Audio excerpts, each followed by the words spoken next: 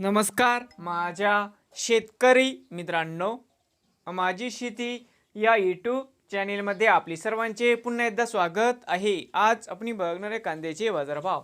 महाराष्ट्र राज्यातील कृषी उत्पन्न बाजार समिती मुंबई येथील आजचे कांदा बाजारभाव म्हणजे दिनांक 30 जुलै 2026. सर्व शेतकऱ्यांनी हा व्हिडिओ संपूर्णपणे बघा, कुठे स्किप करता.